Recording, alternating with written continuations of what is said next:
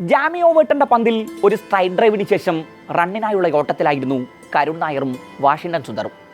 പന്ത് boundary line തൊടാതിരിക്കാൻ Chris Woakes പിറകെ പാഞ്ഞു.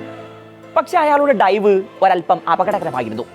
പിന്നെ വോക്സ് മൈതാനത്ത് കിടന്ന് വേദന കൊണ്ട് പൊളയുന്നതാണ് ഗാലറി കണ്ടത്. ഈ സമയം കൊണ്ട് ഇന്ത്യ 3-ാം റണ്ണോടി പൂർത്തിയാക്കി കഴിഞ്ഞിരുന്നു. 4-ാം റണ്ണിനായി തയ്യാറെടുക്കുമ്പോൾ കരുൺ സുന്ദറിനെ ചൂണ്ടി വേണ്ട നാങ്യം കാണിച്ചു. പ്രതിയോഗിയുടെ പരിക്കിനെ മുതലെടുത്ത് സ്കോർ ബോർഡിൽ റൺ ചേർക്കേണ്ടെന്ന നിലപാടിലായിരുന്നു അയാൾ.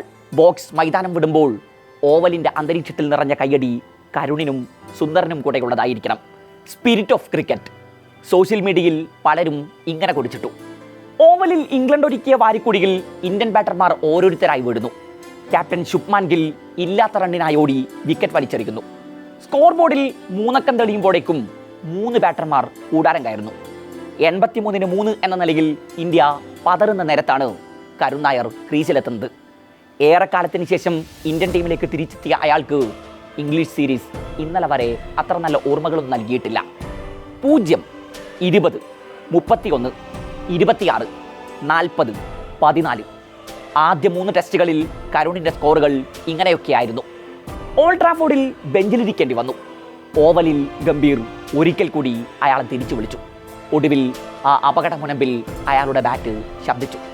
കൃത്യം 10 ഓവറിൻ്റെ ഇടവേളയിൽ ജഡേജയും ജുറയിലും വീണുപോയപ്പോൾ 183-6 എന്ന നിലയിലേക്ക് കൂപ്പുകുത്തിയ ഇന്ത്യയെ അവസാന പ്രതീക്ഷയായ വാഷിംഗ്ടൺ സുന്ദറിനെ കൂട്ടുപിടിച്ച് അയാൾ കൈപിടിച്ചുയർത്തുകയായിരുന്നു. ജേക്കബ് ബെത്തലെറിഞ്ഞ 62-ാം ഓവറിലെ 2-ാം പതിനെ ഡീപ് സ്ക്വയർ ലെഗിലേക്ക് അടിച്ചിട്ട ശേഷം ഡബിൾ ഓടി പൂർത്തിയാക്കി അയാൾ അർദ്ധ സെഞ്ചുറികൾ തൊട്ടു. പിന്നെ ഡ്രസ്സിംഗ് റൂമിലേക്ക് ബാറ്റ് ചൂണ്ടി. 3148 ദിവസം ഇന്ത്യൻ കുപ്പായത്തിൽ കരുണിൻ്റെ ബാറ്റിൽ നിന്ന് ഒരു 50+ സ്കോർ പിറക്കുന്നത് വർഷങ്ങൾക്ക് ശേഷമാണ്. പുറത്തിരിക്കേണ്ടി വന്ന ദിവസങ്ങളുടെ കണക്കൊക്കെ അയാളുടെ കയ്യിൽ കൃത്യമായുണ്ട്. 2016-ൽ ചെന്നൈയിൽ വെച്ച് ഇതേ ഇംഗ്ലണ്ടിനെതിരെ ട്രിപ്പിൾ സെഞ്ചുറി കുറിച്ച കരുണിൻ്റെ സെക്കൻഡ് ഹൈ സ്കോറാണ് ഓവലിൽ പിറന്നത്.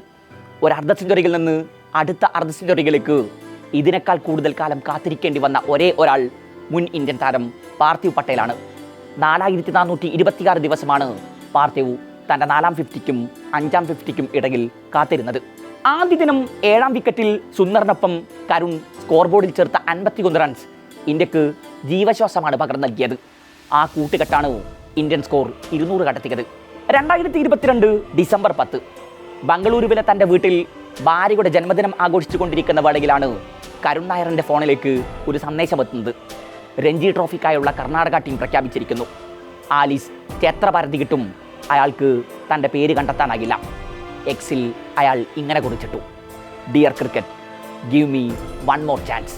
2016-നും 17-നും ഇടയിൽ ഇന്ത്യൻ ജേഴ്സി കണിഞ്ഞത് 6 മത്സരങ്ങളിൽ. ക്രിക്കറ്റ് ലോകം ആഘോഷിച്ച ചെപ്പോക്കിലെ വീരോചിത ട്രിപ്പിൾ. ഒരവതാരപ്പിറവിയാണതെന്ന് പലരും കോളങ്ങൾ എഴുതി. പക്ഷേ പൊടുന്നനെയാണ് അയാൾ മൈതാനങ്ങളിൽ നിന്ന് അപ്രത്യക്ഷനായത്. പിന്നെ ഡൊമസ്റ്റിക് ക്രിക്കറ്റിൽ പോലും അവസരം നിഷേധിക്കപ്പെട്ടു. ഈസ്റ്റേൺ റോയൽസ് ക്ലബിനൊപ്പം കളിക്കാൻ കരുൺ നായർ എത്തുന്നു. ഇംഗ്ലണ്ടിലെ ക്രിക്കറ്റ് സർക്കിളുകളിൽ അതൊരു വലിയ വാർത്തയായിരുന്നു. ആ പേര് ഒരിക്കൽ പോലും കേട്ടിട്ടില്ലാത്തവർ ഗൂഗിളിൽ പരതി നോക്കി. ഇന്ത്യൻ കുപ്പായത്തിൽ ഞങ്ങളുടെ രാജ്യത്തിനെതിരെ ട്രിപ്പിൾ സെഞ്ചുറി കുറിച്ചൊരു മനുഷ്യൻ ഒരു സെക്കൻഡ് ഡിവിഷൻ ക്ലബിനായി കളിക്കാനെത്തുന്നത് എന്തുകൊണ്ടാണ്? കരുണിൻ്റെ ഉള്ളിൽ അപ്പോഴും ഇന്ത്യയുടെ വെള്ളക്കുപ്പായം തന്നെയായിരുന്നു. ഇന്ത്യൻ കുപ്പായത്തിൽ ഇനി തിരികെ എത്തും എന്ന പ്രതീക്ഷയുണ്ടോ? ഞങ്ങൾക്കൊപ്പം 3 ഫോർമാറ്റിലും ഒരു ദീർഘകാലത്തെ കരാറിൽ ഒപ്പുവെച്ചുകൂടെ?